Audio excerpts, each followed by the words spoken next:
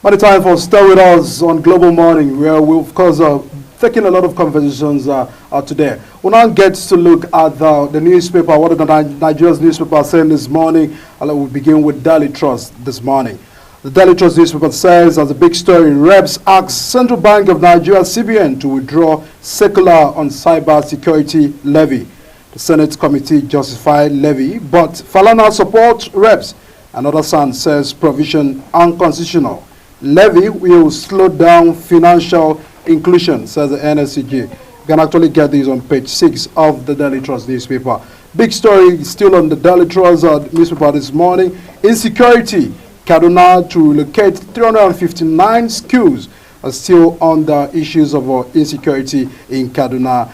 POS agents will not pay monthly tax, says CSC registrar.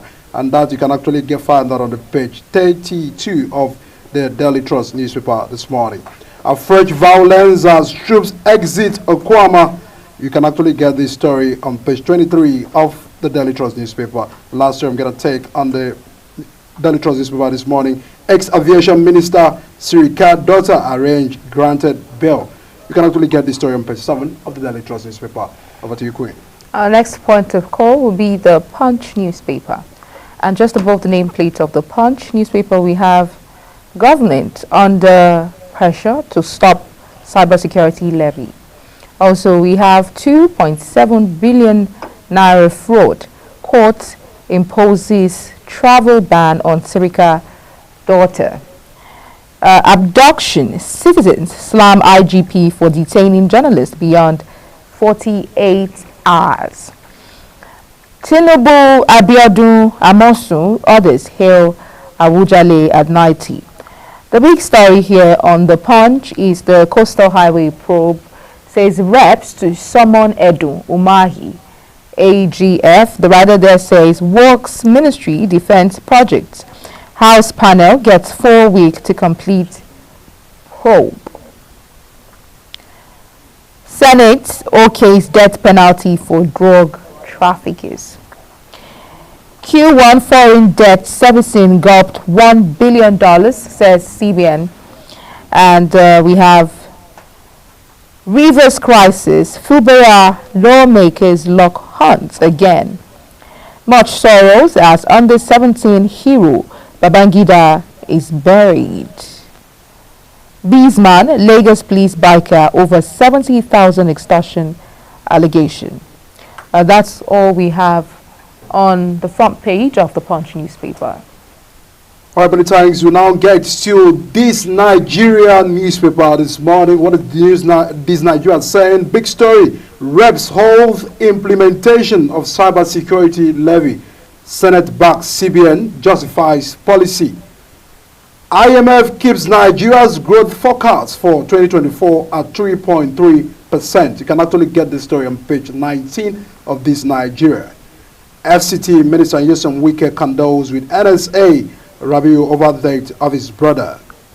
Eniege versus Oba of Benin. Chiefs orders besiege court in solidarity with monarch. You can actually get the story on page 4 of this Nigeria.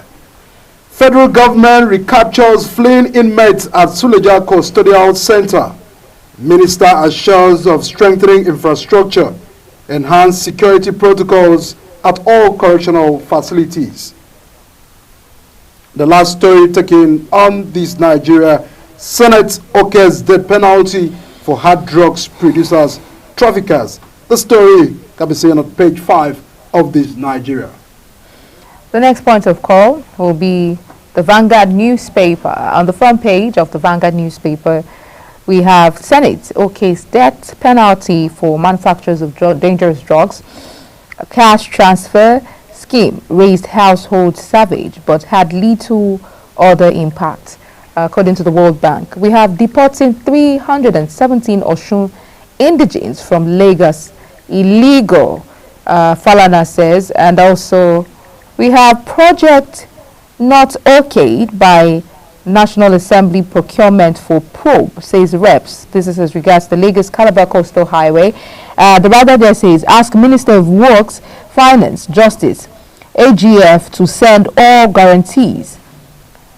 credit enhancement instrument to NAS. Say project didn't get NAS approval. Senate reps disagree on implementation of cyber security levy. We also have IMF cautions federal government against CBN Act amendment. FG telecoms operators disagree on tariff hike. We also have 2.7 billion naira fraud. Ex-aviation minister Sirika Dott gets 100 million naira bail. Edo Goba crack in Labour Party as youth leader declares dissolution of EXCO, I beg your pardon. That's that and all we have for the Vanguard newspaper. Our next point of call will be the blueprint, which Michael Edika will bring to us. Of the Blueprint newspaper this morning, big story with Tinubu executive bill. CJN to earn 57.8 million naira annually, 80.7 million severance benefits. That can be found on page 8 of the Blueprint newspaper.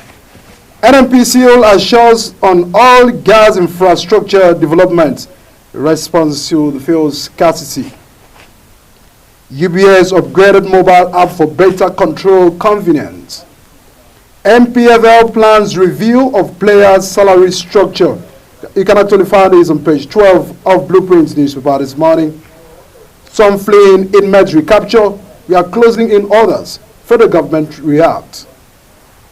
And now Senate okay 0.5% cybersecurity levy reps hold implementation. The last story taken on the Blueprint newspaper. Senate approved death penalty for drug traffickers. Over to you, Queen. Our next paper will be the Daily Independent. On the front page of the Daily Independent, reps probe controversial Lagos Calabar Coastal Highway project.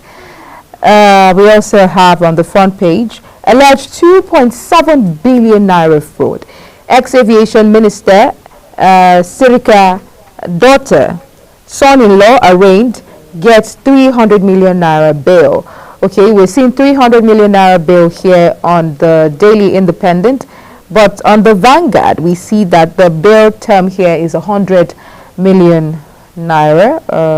We hope to get clarity on that story. Also, Senate okays death penalty for drug peddlers and others. Senate reps disagree over 0.5% cybersecurity levy. Why I paid surprise visit to Rivers Assembly Quarters by Fubara. We have that on page 7 of the Daily Independent. SEC rolls out new rules on issuance allotment of private COI securities. 29 of the Daily Independent. And then we have telecom sector contribution to GDP hits 13.5%, raked in 33 trillion naira in 2023.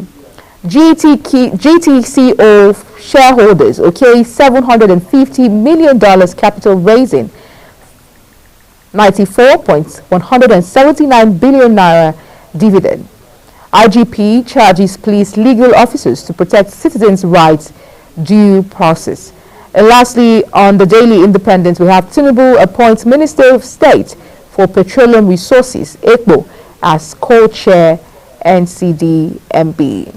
All right, as we of course are taking a look at the Nigeria's newspaper this morning, we'll get to hard voices, to the conversations, taking a look at robust engagement with what the political actors and the gladiators are doing. And let's begin with the fact that Rivers State peace is actually far from Rivers State, as the governor visited the quarters of the lawmakers yesterday, which has caused a lot of reactions that we have also heard from the papers this morning. Joining us for the paper review this morning is Archibong Adait, who joins us from Lagos to add voices to the conversation. Good morning, Archibong.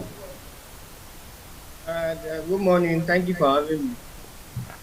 All right, many thanks for joining us. And of course, you mean last time we actually had these conversations regarding Rivers politics, it was as if peace was quite very close. But right now, another fresh battle is ongoing right now. Another speaker have emerged from the three members of the People's Democratic Party, and now the 27 lawmakers have reacted to that. And now recall that the governor a few days ago declared that Rivers State House is not constitutional. What is your reaction to that? I understand you're a legal practitioner. Give us some legal perspective to the status quo of the Rivers State House of Assembly.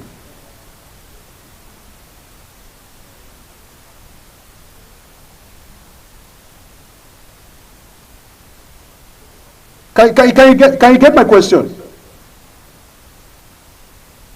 Okay. All right, I feel we'll get to Archibald will get to connect with us via. Queen, you look at what is happening in Rivers. All right, Archibald, if you are here with us, give us a perspective on the status right now of the Rivers House of Assembly. It's very unfortunate that the issue at the Rivers State House of Assembly has not been resolved up to this moment. We thought that the issue would have been resolved going to the fact that the president had intervened some time ago, calling for both parties to settle, and the meeting they had in Abuja. But unfortunately, till now, the issue has not been resolved. Instead, we are seeing more and more drama in the State House of Assembly. Recall also that in December 2023, about 25 members of the House of Assembly defected to the All Progressive Congress.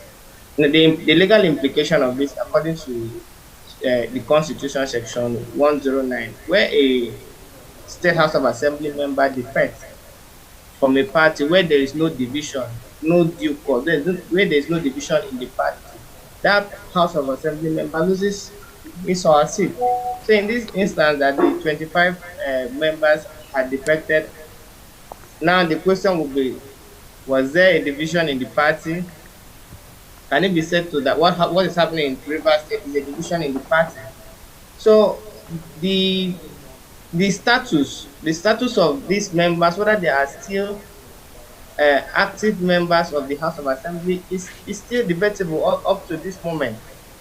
And then we are now seeing the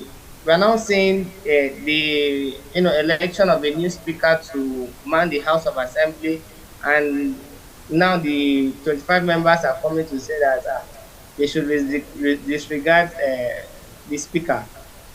So it's still an issue for contention. All right, we're just getting to see what may actually play out. And now the speaker, the embattled speaker have also threatened the governor to stay clear from the quarters and not to visit them anymore, that because there may be a perceived attempt to demolish that. We're just getting to see all of that reactions in Rivers State. Hopefully, if peace will be, visible in all of these political, because the people are the ones and the developments are being quite affected. Queen, are you quite sympathetic with the people of Rivers? Because every time here, the Rivers, the Rivers that. Yes, I'm quite sympathetic with the people of Rivers, especially as regards this development. I think they can do better. More can be done about this situation. Particularly what I consider, we've been getting reactions, especially online, is the issue of the cybersecurity levy. A lot of people have come out to say that, why are we being taxed again and again and again when we don't see the benefits of getting multiple taxations like this? And it sparked a whole lot of reactions. And as we see, the House of Assembly, House of Reps, I beg your pardon, has put a suspension on that, is moving for the motion that the levy is suspended. I think it would be best we ask Archibald what his reaction to this levy is. Okay. First, like you rightly highlighted, this government has really taxed Nigerians, so to say. From the inception of the government, we saw that it has been from one taxation to the other. So Nigerians are fed up. but I'll talk specifically on this cybersecurity levy. This cybersecurity came as a result of the amendment of the Cybercrime Prohibition Act of 2015. So the amendment in 2024 seeks to tax certain businesses for cybersecurity 0.5%. So, but then if you look critically at the amendment and even at the previous act, you will notice that this levy does not apply to individuals. It only applies to businesses, and then even at that, it doesn't apply to all businesses. The act says businesses that are mentioned in Schedule 2. And what are the businesses that are mentioned in Schedule 2? There are banks and other financial institutions. There are insurance companies, and also Nigerian Stock Exchange. I've forgotten the last sector that was mentioned, but these are the only 5 sectors that are supposed to pay this levy, not Nigeria. That is why the House of Reps have found it necessary that the CBN should halt the implementation of the act. And when you look at the circular that came out from the CBN, you notice that it was all encompassing, and then it was couched in a way that it could affect ordinary citizens.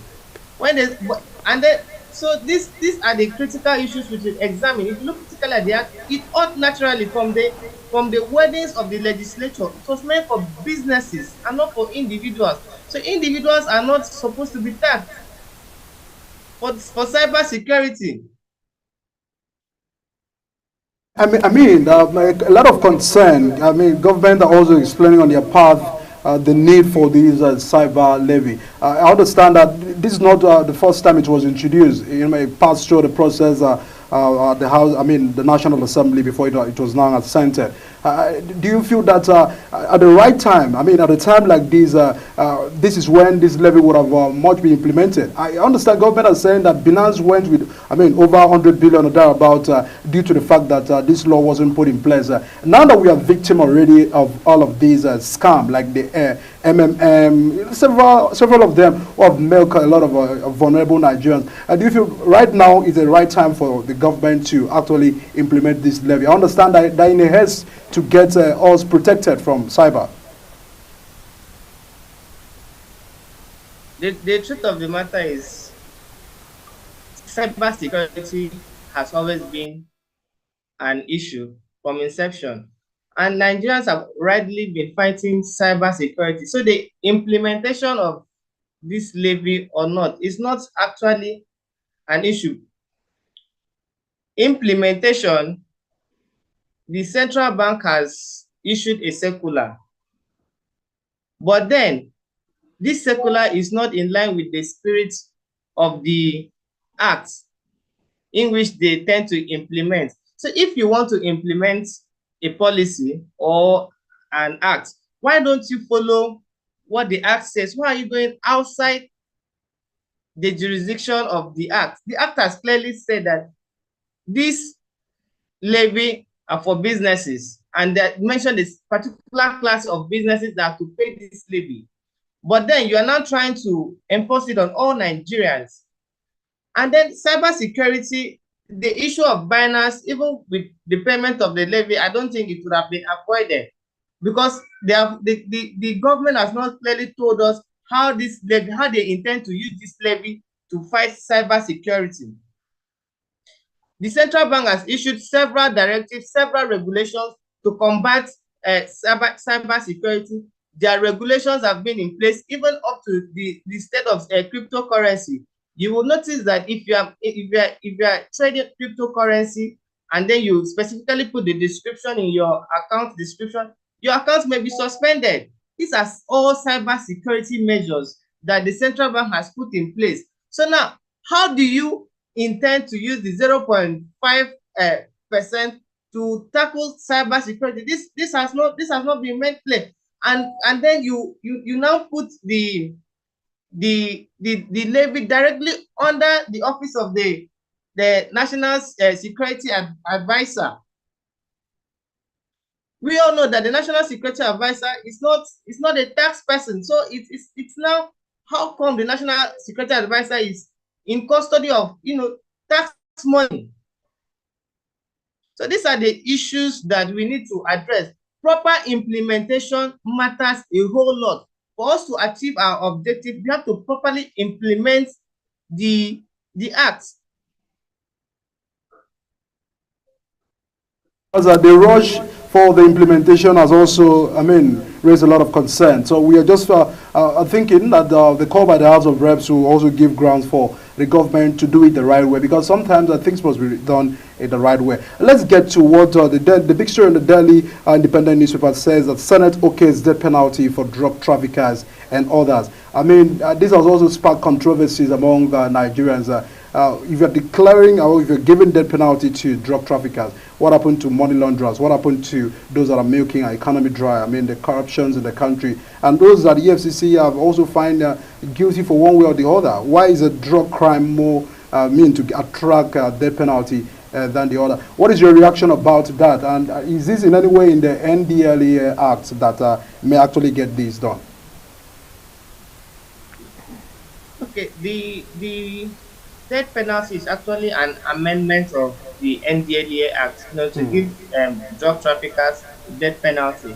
And if you follow the proceedings very closely, you would notice that this was not the unanimous decision of the National Assembly members. When the question was put forward, the answer of the National Assembly members was in a resounding no. But the question was now put forward the second time, and then the answer was still no. It is unfortunate that the House recorded that the death penalty should be passed. That was why Oshomole, the former Edo State governor, reacted that the hasty conclusion that death penalty should be imposed on drug traffickers should be reviewed. But the House felt that it has already been passed. It has already been passed, irrespective of the fact that so many lawmakers were dissatisfied. And you know that we are in a time where most countries are shifting away from imposing death penalties on offenders, because the primary purpose of criminal justice system is for correction and maybe deterrence. But now fundamental rights activists have argued that life is a fundamental right and should not be taken from individuals. So if you sentence a person to life imprisonment, that is a fair sentence in respect to the crime the person has committed. So I feel that Nigeria should follow the world trend and shift away from death penalties, especially in these circumstances. Okay, thank you very much, Achibong, for that valuable contribution on this issue of death penalty for drug peddlers. I want us to talk about the POS operators, Mike. Yeah, the CSC registration and all of that. The registrations for all. I understand that this is a move to ensure that there's minimal cases of fraud, and then we are able to track financial transactions, and we know that POS operators are registered. But how feasible is this? And even with the deadline. Yes, and the deadline. Yes. Yeah, it's very feasible. Fortunately, I'm a pro-tax person, but I've not been agreeing with so many policies of the incumbent government on their tax, how they go about taxing Nigerians. I believe that every Nigerian should, pay his or her tax, because these are the funds, these are the money that will be available to government to provide the necessary infrastructure that we need as a country. There is no country in the world that does not tax its citizens. There's no country in the world that does not tax its citizens. So registering POS operators is for me, I don't think it's a bad idea. I don't think it's a bad idea. Taking into cognizance the sector, that they're in the financial sector. And then we are aware of so many, fraudulent transactions that these POS operators can do. I'm aware of someone that went to, carry out the POS transaction, and then after leaving the place, his account was empty. How do you trace such transaction if these people are not, properly registered with the government. And also, it's also an avenue for the government to generate revenue, because once you register your business with CAC, you have an obligation to be paying your tax, and then you're making your annual returns. You're making your annual returns. So if you're making your annual returns, the government is getting money, and the government will also be able to, you know, carry out basic infrastructure development in the country. So aside the aspect of infrastructure, it also protects the citizens from fraud, from fraudulent operators. Section 863 of CAMA said all businesses must be registered with the CAC. So also in the legal aspect, they have an obligation to register their business with CAC. You cannot carry on business, make profit, and then you don't remit anything to the government. It doesn't happen anywhere in the world. So I believe that this particular move, it's in the right direction, and the time frame is also reasonable. From now to July 7, I believe it's a reasonable time for anybody that is interested, that ought to register his business to do so. So I actually buy into the idea of POS operators registering their business, and they also know, because they have not opposed it. It is the right thing to do. They have not opposed it.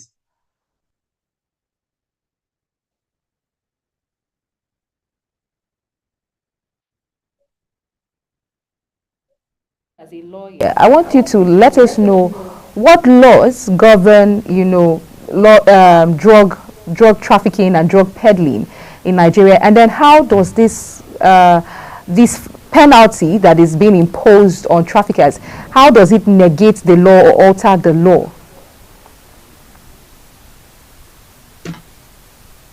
I'm sorry, can you come again? Okay, I want you to establish, the laws that govern trafficking in Nigeria, yes, and then this penalty now, because from your earlier introduction, you said that it might be death penalty might be too much a fine for drug peddlers. So how does this negate that law that governs trafficking in Nigeria? How does this penalty that is being imposed for drug traffickers and peddlers, how does it alter the law? Okay, like the principal law regarding drug trafficking in Nigeria is the National Drug Law Enforcement Agency Act, and the death penalty is an amendment of that act. Before now, drug traffickers were given life imprisonment, and now this amendment is saying that no, they should be given a death sentence. So that is how the act is, being amending the previous law. I don't know if that answers your question. Yeah, that And then does. the purpose of All right, many thanks, Achibong, for your contributions and contributions on the program this morning. Of course, we'll be joined by Victor Aliko, of course, the development economies, to take a look and examine the high rate of taxations by the federal government and Tinubu's led administration. Shortly after this break, stay with us.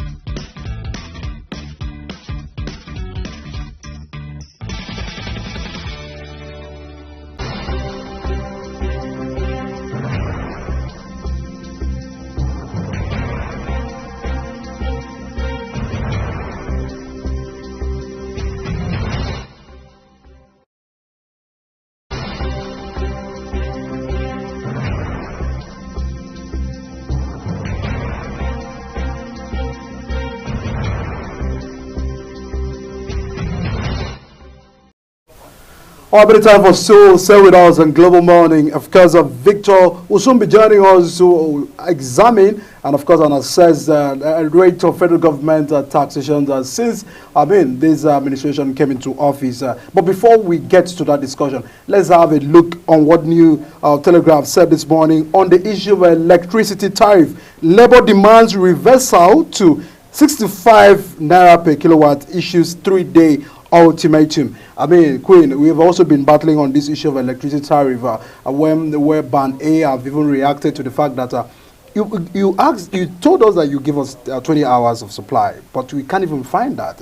We are ready to pay. We can't even find this light. Sometimes we go to Band B, they are not having access to the 16 hours, talk less of Band C, Band D, and all that. And some people are arguing, there's no need for all of this banding. Let people pay, give access to light, let people pay what they want and use what they can. And when you also see what the minister reacted the other time that Nigerians is managing, power supply, that we should be putting off some of our devices at home, like the fridge and all of that. It was quite very sad. Do you think that they are managing this issue of electricity very well? I don't think that the issue of electricity is properly managed. As a matter of fact, I was saying off camera a while ago that I don't believe in the segmentation, banding, Band A, Band B, Band C. Can we have our usual prepaid? Let people pay according to their usage. And then it's not enough to say we have Band A customers, Band B and Band C. The question here and the issue, what is most pertinent is, do we have constant power supply? Are businesses suffering? Are businesses able to go ahead with their businesses without problem and challenge of light and electricity? It's one thing, it's bad enough that we don't have constant electricity, constant power supply, and it's another thing to have to join long queues in filling stations to buy fuel just to run your businesses. This is going to pose as a strain for businesses here in Nigeria, especially people who deal with foods and perishables here in the country. So I think that more work needs to be done. We need to be more intentional about the power sector, and the minister still has a lot and a long way to go. If I may ask you, I'd ask you that question: if you've enjoyed 20-hour power supply, constant power supply lately, and what's the average of power supply that you enjoy on an average in a day?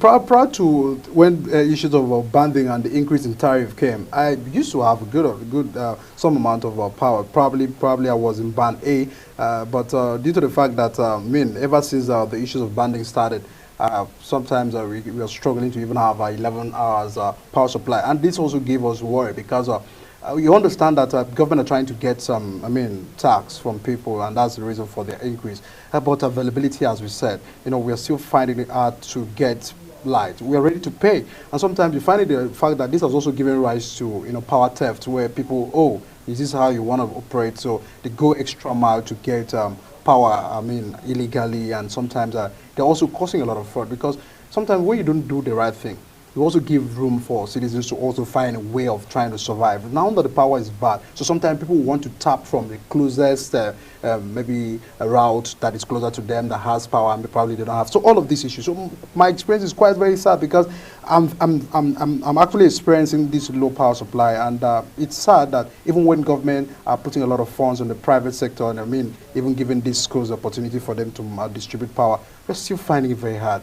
And Ghana, sometimes when we're playing AFCON, with yabbing Nigerians, go to your country, you don't have light, I don't know what you're using to watch match and all of that. So it's quite sad that we're still having to battle this. I don't know how we can get to deal with this issue. It has been an issue since, since we got independence, I will say.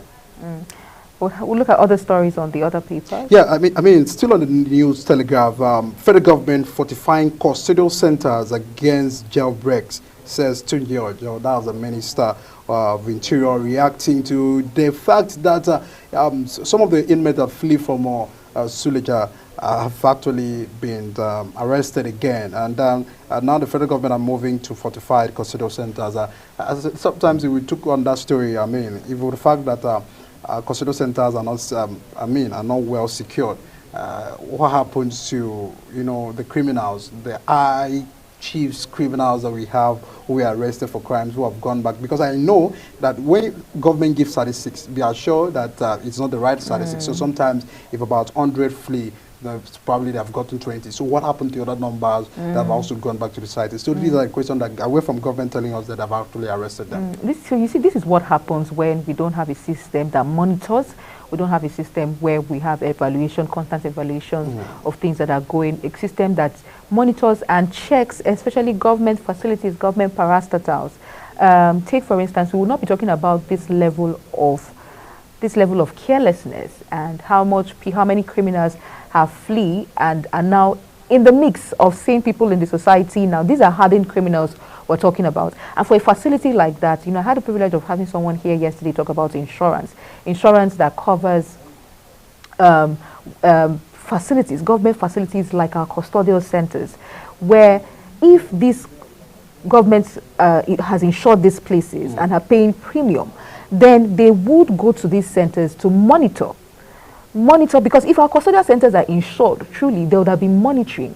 These insurance companies would go to monitor, because no insurance company will want to take risks like this and not follow up. They would follow up to see that, oh, look at this building, it's dilapidated and needs renovation, so that they don't have to pay that much whenever there's a case like this, whenever there's flooding or incidents like this, a collapse or things like this. So this boils down to government to ensure that we have proper insurance covers and there's proper monitoring and evaluation of not just the prison. This prison is a case study now. Other government facilities and other government parastatals, to see that there's never a repeat of this case like this. But what happens in the country, something like this happens, we just take immediate precautionary measures, or we do things immediately to just elevate the situation for that moment, and then we fall back to status quo. It has got to change. And when we talk about change, we mean it. And there's a quote that says it is insane to continue to do the same thing over and over and over again and expect same result. This goes to the government of Nigeria and to people who are in relevant authorities and relevant positions, to see that if we're trying to effect a change, then we must do things differently. What has happened in the case of the Suleja prison is a case study that needs to be understudied, to see that there's never a repeat. Can we begin to look back to other facilities now and see, can we check hospitals now? Can we check other custodial centers now? Can we check facilities, government facilities? Can we check NDAs and all of that? We need to begin to make proactive measures so that there's never a repeat. We don't hear of cases where can we install proper fire extinguishers, so that whenever we have cases of fire, we see important documents burnt aflame. Can these documents be put on the cloud? And not, if these documents are this important, we shouldn't just only have them in papers and hard copy documents. We should have soft copy documents, because of the importance of these documents, so that whenever there's a disaster, we don't pray for. These are occurrences that we cannot control, but we can have something to fall back to and say that, so these are measures that we should take to ensure there's never a repeat of this. And then for the prisoners that have gone out, now we're talking about prisoners. This boils down to our justice system, Mike. These people, some of these hardened criminals must have stolen maybe millions, must have stolen hundreds of thousands, must have done terrible things to murders and all that. But now the bigger criminals, who are the bigger criminals, Mike? Every day we sit here and we take the newspaper review and we hear, and there are cases of policy makers, leaders, governors of states, ministers, who are being probed for mismanagement of funds, who are being probed for siphoning funds meant for public office, meant for the people that they're called to serve in their billions. But these people are the hardened criminals that should be in Suleja prison. I mean, yes, you have a whole lot of jobs to carry out because away from the fact that, I mean, the EFCC chairman has promised Nigerians that he's on top of the game to arresting criminals. But we just, as Queen said, we just want to see them behind the bars. We want to see their arrest away from the academic exercise at the courtroom. We just want to see the fact that something is being done. We just want to see the fact that those who are milking our economy are facing the full brunt of law. And I mean, nobody should be left free out of this. Let's get to what the Blueprint newspaper, the big story in the Blueprint newspaper, which has that with Tinubu executive bill, CJN to earn 57.8 million naira annually, 80.7 million naira severance benefits. Appeal Court President 52.5 million naira. Supreme Court Justices 50.5 million other allowances. And now the Senate react to that. Judicial officers cry in silence. Benefits long overdue, says the Senate. I mean, you were just talking about the issues of justice, and many times I've actually had to, in my program, I get to talk with a lawyer who said that we can't get justice in the country due to the fact that from the head, we are actually finding a lot of corruptions in the judiciary system, where appointment of justices is questionable, where corruptions, where sometimes judges have been bribed in cases, high cases, and some of these things, I mean, gives a room for Nigerians not to believe in the the judicial system, because gone are the days where we used to think that the court, is the last hope of a common man, where if you run to court, you seek justice. But right now, from politics, from criminal cases, from all cases, you get to find that sometimes judgment are not satisfactory to the parties who went to the court. Now, this also boils back to the fact that now that government are moving to increase their revenues, their salaries and all of that, would we have where they are not in anywhere will be getting some of these not peanut, because it's a big money sometimes, money that people use to bribe judges are quite very large. So would this address the issue of corruption? Would this stop justice delay or deny? Would it also address the situation where we find it very hard to believe the judgment in the courtroom? Because nowadays, sometimes, as I said, some people have described that to be an academic exercise where my lord, technical errors and all of that. At the end of the day, you get judgment, and many people are not quite very satisfied. We've seen that in the political case. We've also seen that in the social criminal cases. What happened that people, because sometimes you find that these even governors are tried, EFCC take them to court. Sometimes the judgment comes out. At the end of the day, the governors are quite set free. Ministers are going free. Look at the Sirika, the former aviation minister. Look at, the bill that has been given swiftly, without any go to prison and stay some days and calm down, let's get some documents sorted out. If government want to face cases, they should take a look at what they are doing with their former CBN governor. Face it as it is. Let us understand that you are really investigating, because you are hearing reports coming in from whatever embezzlement that the central bank did through MFLA and all of that. So now that the court, the judges, appeal court presidents, justices, allowances have been increased, I don't really think that that's a problem, because it's not just about increasing their revenue. It's about who they are. It's about individual. It's about the cultural thing that is right practices right now. How do we get politicians to stay away from bribing judges? How do we get people to see judges or our judicial system to be the highest, sacred thing that we could ever have in this country? In other climes, courts, even the president of the United States is afraid of the court, because he knows that it cannot in any way influence whatever decisions or judgment is out of the court. So the only way we cannot find this, where people cannot be scared of the proceedings of the court, where people cannot confront the court with clear mind, then increasing revenues, salaries, and all of these allowances may not arrest the situation. Mike, I like to think that we have a long way to go, but I like to think again that it is possible. And this one is already a big case, because if all the cases we are fighting with other cases, the judiciary should be safe. The judiciary should be free from all political affiliations. Exactly. But we have a case where judges are lobbying to politicians to get these places, to get to be in these places. So if a judge who was made a judge by virtue of his affiliations and everything, what do you expect? We can't have a system where the judiciary is independent if the judiciary is not, affiliated with politicians, political leaders, and all of that. So we have a long way to go. How do you expect? I put you as a judge. Your loyalty is expected to be to me. Sometimes they appoint their wives to be president, because you look at some other governors who their wives are presidents of court and all of this. So sometimes they do all of this so that when it reaches a political season, they can actually get some justice. Corruption. I hate to say it. I hate to say it, but it is what it is. We need to begin to be comfortable having this conversation to know that corruption has eaten deep into the economy of Nigeria, and we hope. The only way out would have been the court. Will have been the court, but now the court is under the influence of you know what you know best. A long way to go. A long way to go. I think we have other papers to look at, particularly the Guardian newspaper. We didn't get to take the Guardian newspaper this morning. And on the front page of the Guardian newspaper, we have how real estate firms, agencies flees prospective property buyers and tenants. Mike, it's not We're not ready to talk on this convention. A lot happens. A lot happens. We see even trying to rent, an apartment. Sometimes our vulnerable Nigerians are victims. That is also a move. I mean, up to now, we do not have a system that these are registered real estate agents.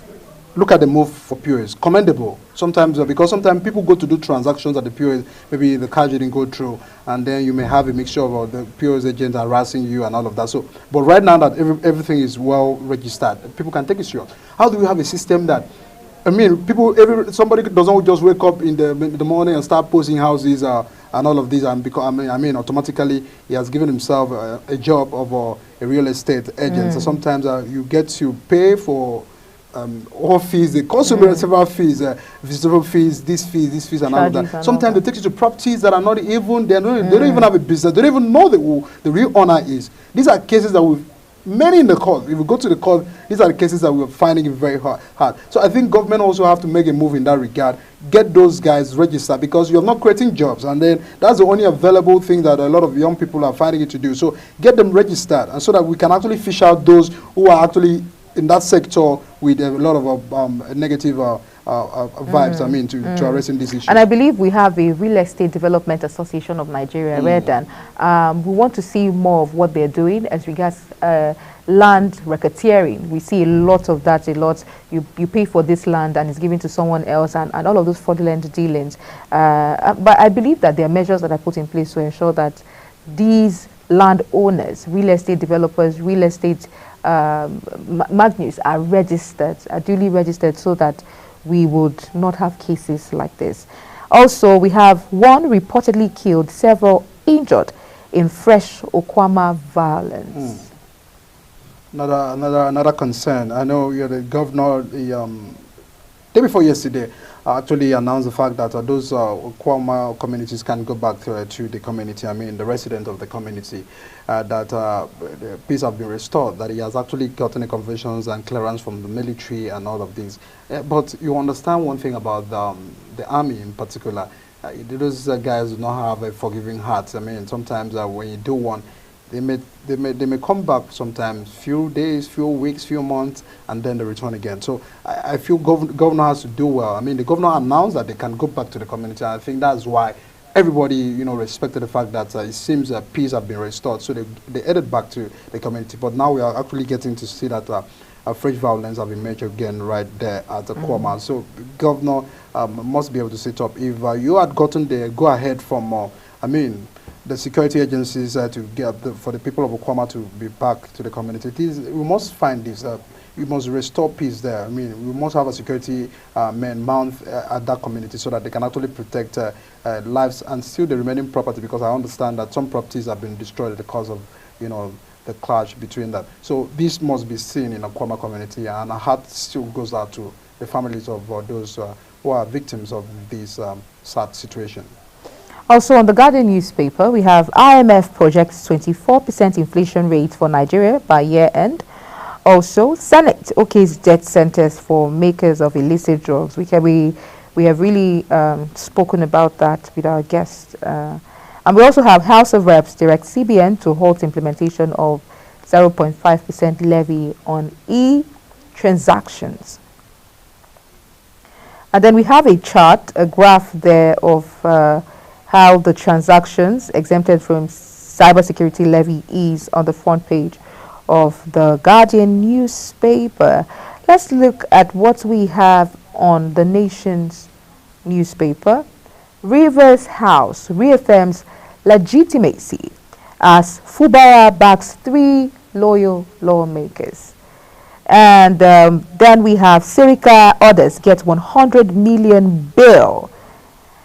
100 million bill. This is for Sirika, the Minister of Aviation. Yeah. I think the Minister of Aviation, Sirika, his daughter and his son-in-law have been alleged to have been in a 2.7 billion naira fraud dealing.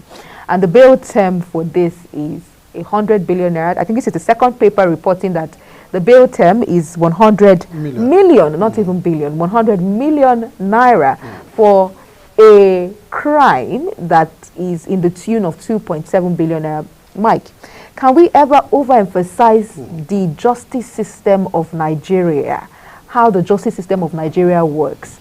This is, just a while ago we were talking about the people in the Kuje, I said Sule, beg your pardon, the Kuje prison, who have fled, who must have been accustomed because of their dealings in maybe millions, and then they're in prison for that number of time. And then we have, I think the fine should be stricter when it comes to law, anybody in government, people in leadership position, government, especially a minister of aviation. And this money is supposed to be for the aviation industry and all that. The Nigeria aid that they promised. The Nigerian air, particularly. And then this is a crime you're convicted for over 2.7 billion naira.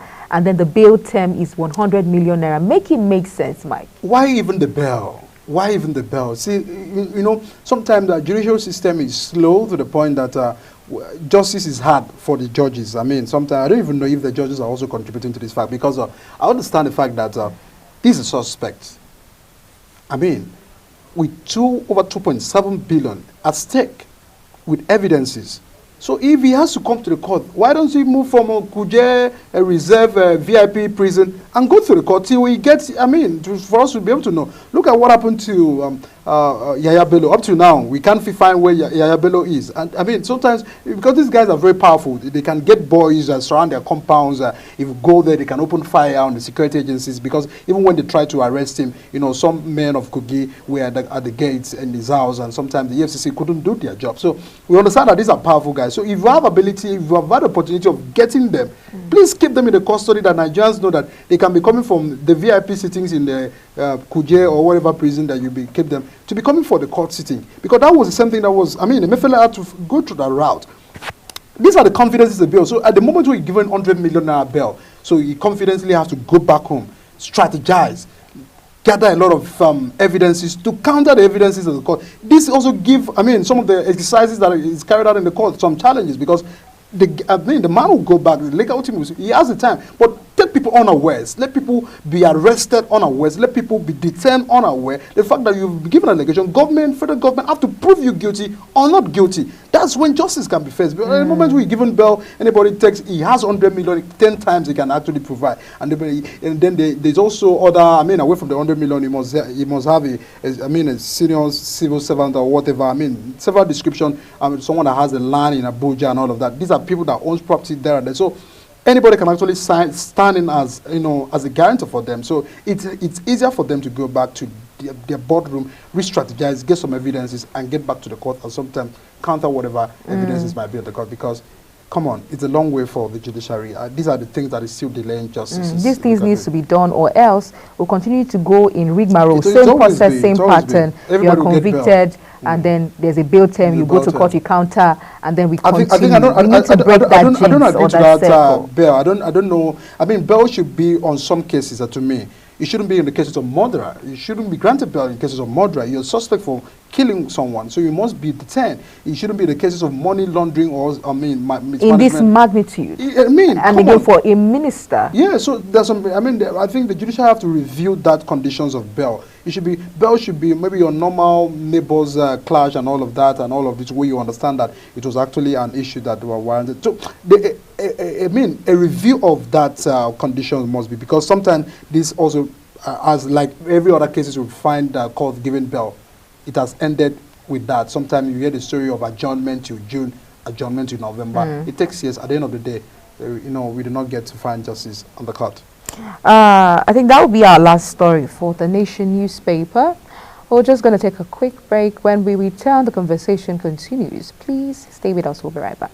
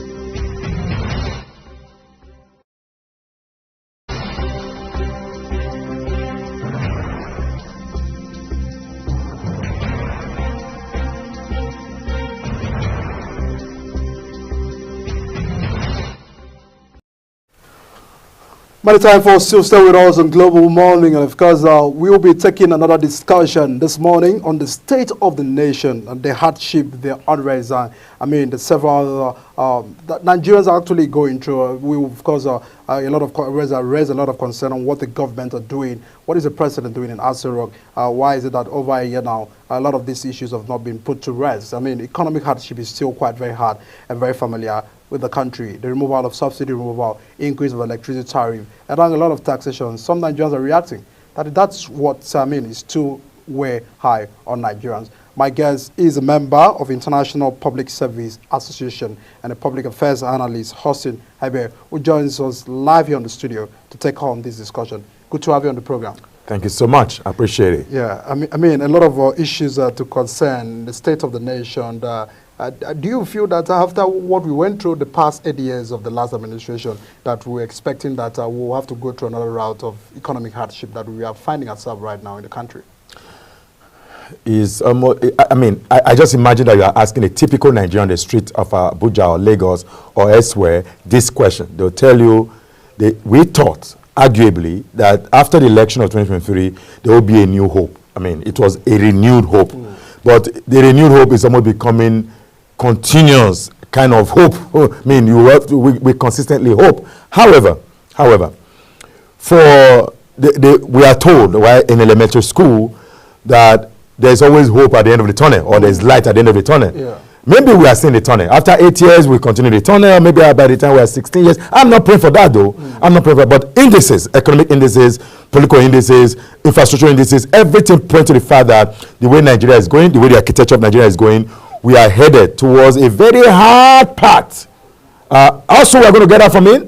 I can't tell. Only those in authority will tell us. Because right now, in an attempt to solve the development challenge, more burden are added. You haven't talked about the recent cyber crime fees. So, what's that for? If you must tax the rich, there's a way you tax the rich. There are things that the rich buys. You can go for those things that the rich buy, and you get a lot of money from taxation. But making a blanket and open-ended tax inflow without necessarily looking at the resource bracket, you have gradually also included the have-not in that pool, and that's not good for the face of Nigeria.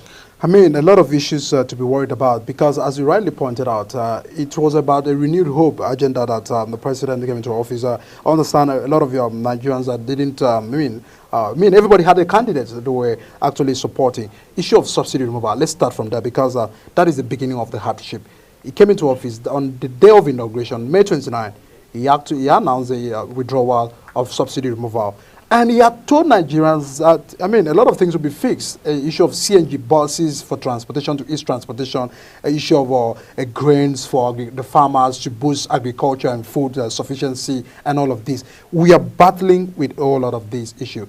Do you think that he should first pay attention to what he told Nigerians, or whatever he promised Nigerians first, before even what we are grumbling with going into taxation? Because it was very fast and hard on Nigerians right now. Sometimes I wish I could just cry and then just solo. But sometimes in this country, we always open the book of lamentation. We lament all the time. The truth of the matter is this. If you fail to plan, you have actually planned to fail. From the moment the president made the announcement, which was not part of the script, I can tell you for sure that that subsidy removal was not part of that script. Because the way he said it, the expression, the body language, it was from inside of the president. It was something the president was passionate about. If you listen before the elections, you hear him talk about subsidy was a fraud and all of that, which we all agree. Subsidy in Nigeria was a fraud. All the candidates agreed to that fact. Yes, all the candidates did. And on the day of inauguration, one will expect that there's already a plan for that removal of subsidy. The reason I'm saying I can make this because I'm on live TV, I can actually tell you the reason I'm saying that that wasn't part of the script. There is a narrative to a statement. Then you continue. That narrative to first subsidy removal had nothing to do with removal of subsidy. Then it was just like, subsidy is gone. It looked very comic. But the moment it came out, and that's why leadership in every decision making is key. Because the moment he made that statement, even those who were already running on subsidy in their fuel station immediately jacked up the price. And some ordered the product immediately. Because there was no plan in place. You created a situation that ought not to happen. So what is policy? That statement you made is a policy statement because it's a statement from an authority. Policies usually go from, arguably we talked about comprehensive model, where you look at all the variants, looking at all the spotlight, what are the challenges. If we do S, what will happen to Y? If we do Y, what will happen to X? You would have put all of this in perspective. If we remove subsidy, what's going to be the immediate hardship? It is clear. Removal of subsidy is going to send a shocker to the country. What do we need to do? So we introduce a lot of this palliative, you introduce the CNG buses, okay, we do XYZ, then we gradually remove it. And that's what they call incremental model. Where you want to remove subsidy, you gradually remove it, maybe from 148 at that time, 130 something, I can't remember the price. 185 or that. No, it wasn't one. I bought that money, the money, it was 140 something. That money, it was removed. I filled my tank. The tank normally is 8,000 naira, 10,000 to full 65 liters. It jacked up now to almost 45,000 naira. What am I saying? You would have removed it, gradually moved to 180, 200, 250, you incrementally increase it. So the hardship would have been incremental, but it was like boom. What I'm saying is that the president didn't do a policy work when he made the announcement. And if he didn't do it, all the other things that came out was an afterthought. The CNG buses, that's why today you can't find them on the street, because it was an afterthought. The 30,000 naira paid to workers by way of palliative hasn't really taken people home. It didn't make any difference. The minimum wage is still 30,000. To date, we are still battling with 30,000. Even though we are not part of minimum wage, meaning we are not those who work in federal or state sector. A little percentage of Nigerians, but still, it's the 30,000 naira. What is 30,000 naira? What can 30,000 naira do? And here we are battling with all manner of ills, including corruption. The man or woman that receives 30,000 naira, if he had an opportunity to steal money, he will steal or she will steal, because there is no basis for her not to steal. She will justify it that she money came and she just stole it. And you can then look, it's the devil's workshop. No, it's not the devil's workshop. It's from the end. The person is suffering. Hardship right now has sent many into some kind of oblivion, and the government need to. I am not saying they are already doing. I am not saying. I say need to. Pay subsidy.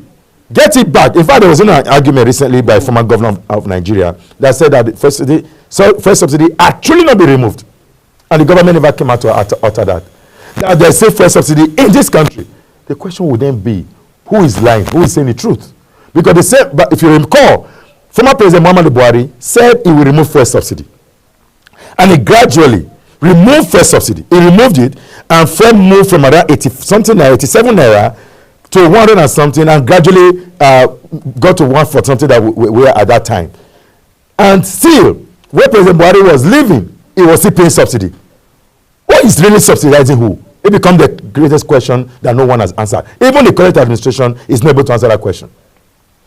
I mean, let's take a look at this issue side by side, issue of cost of governance. The government had promised Nigerians that they will be reducing cost of governance, and that approach to the fact that Nigerians should exercise patience, should bear with them, and that a lot of things, good things will come. Take a look at the fact that senators have, I'm still going back with a lot of millions. Ministers' appointment have been increased by this administration, boards, directors' appointment, and all of that. This is quite very high on the very economy that you are telling us to exercise patience. So Nigerians are asking, you are not making sacrifices. If Nigerians are making sacrifices, you too must actually make sacrifices. So do you feel that the government are actually giving a reflection of what they want from Nigerians, or they are putting a lot of pressures on Nigerians, which is actually giving rise to hunger? You've seen protests and attacks on in Niger State, they did some protests about hunger, high cost of living, and all of that. Do you feel that if this is not well arranged, and of course, government also showing by example, living by example, it might actually escalate to what we may not even imagine right now?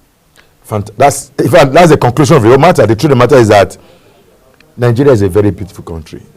I've seen many other countries. I've seen, privilegedly, I've gone to close to 20 countries, still counting.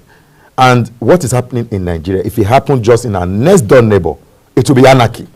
And I think that this is one good thing that the current administration or the leaders of this country must perpetually honor Nigerians with. That these people are good people. When Dora Akunyele came out with that slogan, good people, great nation, we didn't quite say it, but that's exactly what Nigerians are. Nigerians are very good people.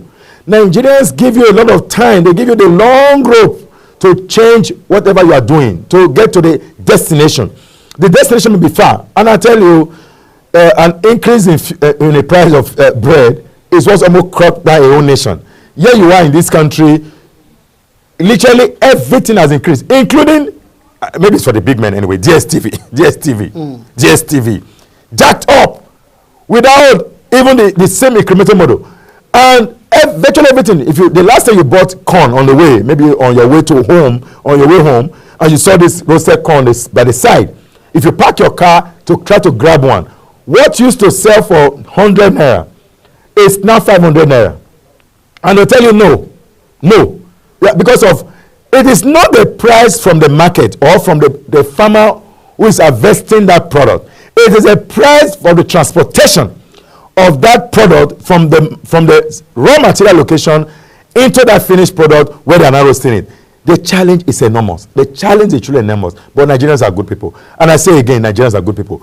Until the Nigerians can actually give you time, your policy, and change it. It may take longer than imagined, but Nigerians are very, very patient. Rather than pouring their anger on the authority, you see Nigerians pouring their anger on fellow Nigerians. When they are hungry, they look for somebody to impart on, not necessarily on the government, but which is changing or turning the narrative up to a fellow Nigerians rather than the authority who are perpetrating that harm. But if you turn it on the authority, what we will have will become anarchy. And that's why I say again, Nigerians are good people. We believe in Nigeria. We love Nigeria. We sincerely love Nigeria. And I say again, we love Nigeria. A lot of concerns. Patriotic Nigerians are also looking forward to a day that government will own responsibility and be able to take, actions regarding what government really means, and which is also the very excess we have government. When people do not find that you're protecting them, the economy is not well managed, our resources is not well circulated, and all of this, it may actually give a wrong signals and may cause anarchy, just as my guest rightly said. But we'll go on a quick break right now. Once we return, we'll look at what can be done. What should Tinubu swiftly do to restore rest in the country? We'll be right back. Stay with us.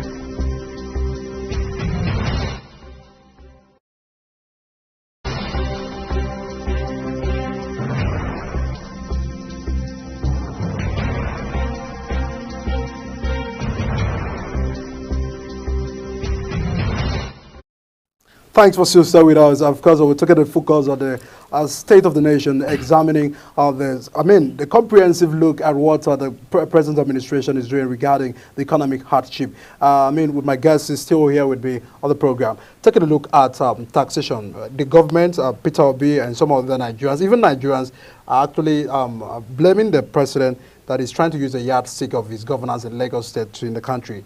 Taxes there and there, increase in tariff. Now, cybersecurity levy. Do you feel that, yes, taxation is good, but you haven't done a lot of investment to get that taxes. People haven't gotten anything from government. People are not feeding well. I mean, let's just use a yardstick of even feeding. No, now that you're increasing a lot of these taxes, does it show the sensitivity of the government on the governance?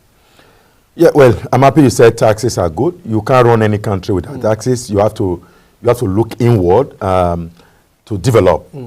But we are not looking inward to develop. We are still borrowing. So you are borrowing, you are collecting taxes. So it's not correlated. If you were using taxes to say we grow internally, this is what's going to happen in the next future. But you have to paint that picture for us. That the reason for this taxation, particularly the latest one, the cybersecurity levy, is to create this Eldorado. But that's not sure because the money goes to NSA. What's my business with NSA? You are talking about insecurity.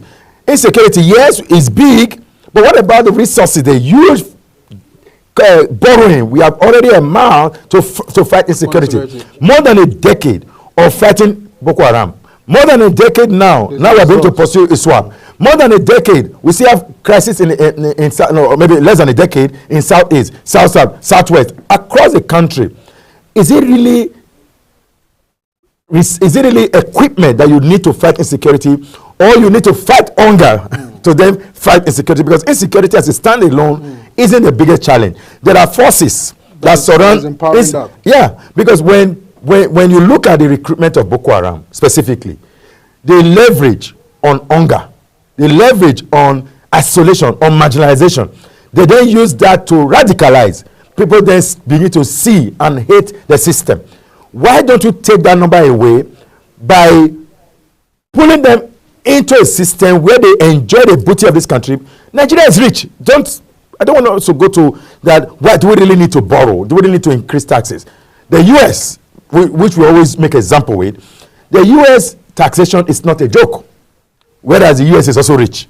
But the dividends of what we call the dividend of democracy, people feel it. So, for example, living in the U.S., you can wake up any hour of the day and still go to grocery to get something. But I'm not too sure in where you live or where most Nigerians live. Even those who live in Asokoro, that by 1 a.m., 2 a.m., they still go to where they want to go get groceries. I doubt it in this country or in this Abuja, maybe not elsewhere, in this Abuja. Why am I saying it? When people are not enjoying, are not seeing the picture of where they will go tomorrow, of where the state will be tomorrow, the tendency to argue taxation is high. And that's why we are all arguing about taxation. That why are you increasing it? In any case, it's even illegal. Why would the NSA take the money? Why does it? Is the office of NSA managing finances right now? NSA is not Nigeria. Every money of the federal government goes to a consolidated account from where it is shared among the arms of government. Why is it the NSA? That's another conversation for another day. When you tell us that this money, this fees, this new fees, this is how much you're going to get in a month, and this is what we're going to do with it in another 1 month. Nigerians begin to see, and then they hold you accountable when that is not happening. You're transparent about the process. That's about transparency, accountability. That this is May, by June, we are going to make sure that all those IDP camps where people are running away from their home in Borno, in Yobe, in Adamawa, we are returning them back and we support government. But when that is not happening, now the greatest insecurity is hunger and starvation. Your topic is destitute. Hunger and starvation, huge burden on Nigerians. Schools, people are not able to send their school to even free education schools. No more free education schools anyway, because when you say tuition is free, other things aren't free. And people need to still pay for books, pay for uniform, pay for sandals, pay for everything. So it's really not free. So at the end of the day, Nigerians are paying more than what they get. And that is a signal for disaster. But again, the good people of Nigeria would rather support the government than to take laws into their hands. And that's, again, good Nigerian people. A lot of issues to be dealt with, a lot of concern by many Nigerians, and of course, hope on the government and expectation is still very high on President Bola Tinubu. Even as we begin to count, there is still a fact that Tinubu's administrations will get to one. What is it doing so far to arrest some of these issues? This brought me to a question I will ask you. What should they swiftly do? Because it seems that doing a try and error, they get to run to this policy, they get to run to this one. it seems nothing is working. To you, your assessment, I understand you're a policy expert and all of that. What do you think that first the president must urgently do to restore some of the calmness in the area very hard to stand? And even sometimes the government seems to... Assault is the greatest challenge in any policy work. So we are trying a lot. Let's just see if this work we pursue. If this work we pursue, sometime the central bank said we're not going to give forest to folks, and before it was happening, and you cannot consistently wait and see what happened. The worst case is that the dollar is 5,000 naira. Nigerians are suffering at the end of the day.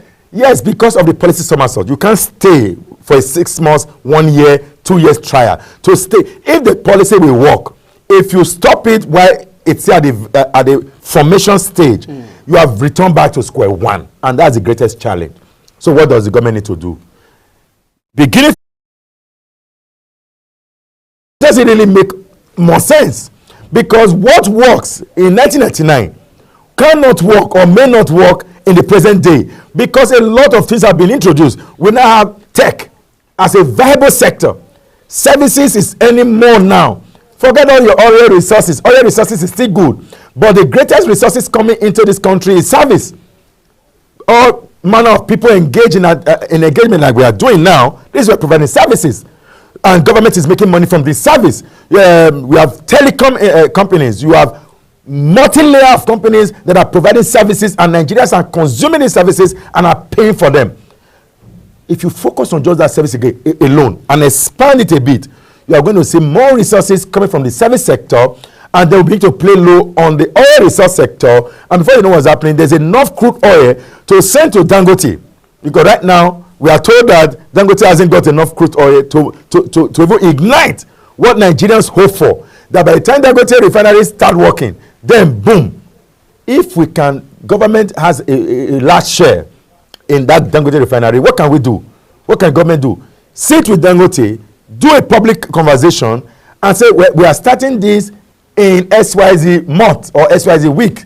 We will continue to maintain our subsidy removal, but this will happen. We'll gradually reduce fuel from 670, 680, gradually to 500. The Nigerians will see it, and we'll be waiting for that Eldorado day. But the way it is now, we are still waiting. Oh, what will the government do tomorrow? We are waiting for May 29 for another statement, and that statement will then trigger another round of suffering or solution. But I'm asking the president to revert some of the policies that is not working, particularly the removal of subsidy. That is not working. Again, it's not working. Many thanks, Austin, member International Public Service Association, for your contributions on the state of the nation, as well to know that there are a lot of expectations of the government, and of course, President Tinubu, you have a lot of work to do, and of course, it's not just an advice, because you're having a whole lot of that advice, but there's a need to go back to the drawing board, just as Austin has rightly put.